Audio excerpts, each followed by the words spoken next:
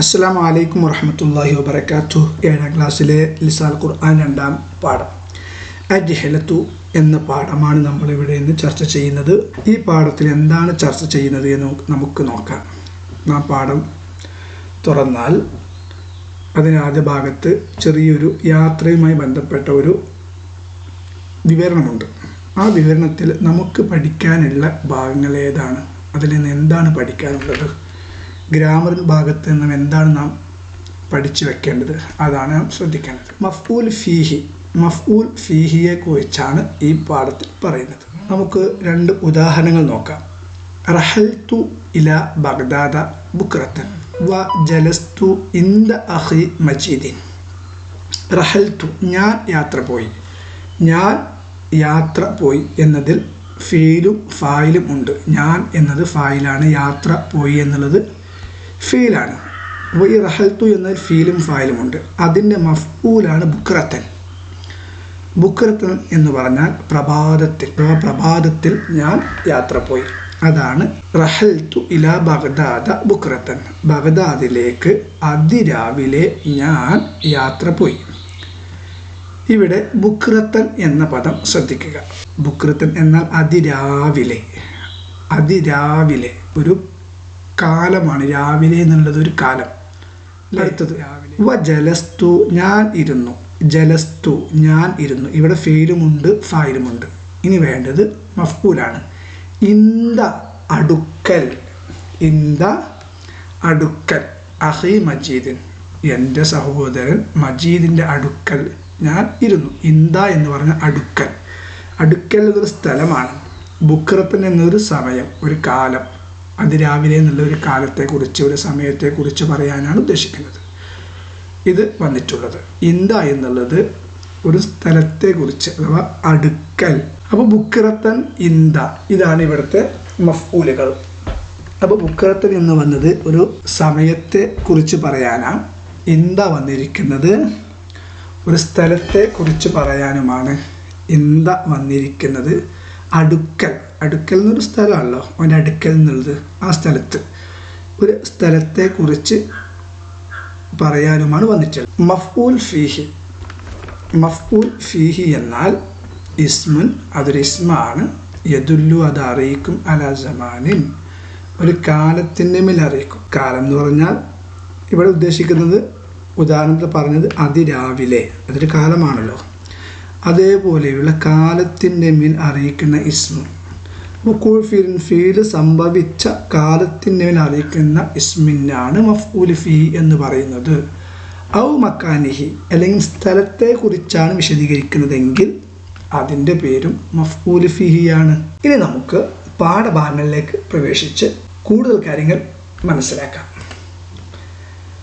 റഹൽതു ഇലാ ബഗ്ദാദ ബുക്രത്തൻ യൗമൽ ഖമീസ്.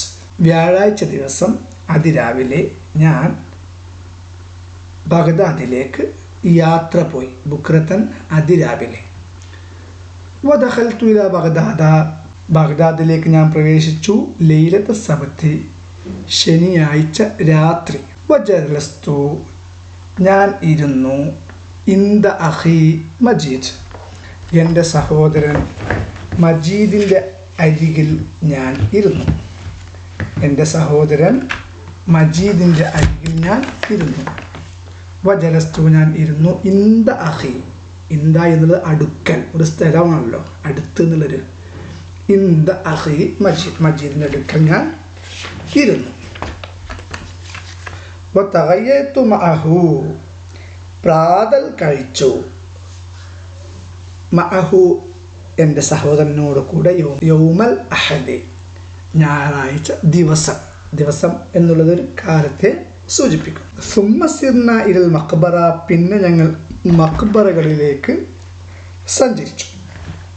സുമ്മ സിർന ഇലൽ മഖ്ബറ, പിന്നെ ഞങ്ങൾ മഖ്ബറകളിലേക്ക് സഞ്ചരിച്ചു. മശൈതു, ഞാൻ നടന്നു. ഖൽഫ അഖി, എൻ്റെ സഹോദരൻ്റെ പിന്നിൽ എന്നുള്ളത് ഒരു സ്ഥലം അല്ലെ, അദ്ദേഹത്തിന് പിന്നിലായിട്ട് ഞാൻ നടന്നു. അതൊരു മക്കാനാണ്, ഒരു സ്ഥലമായിട്ടാണ് നമ്മൾ പറയുക, കാലമായിട്ട് പറയില്ലല്ലോ.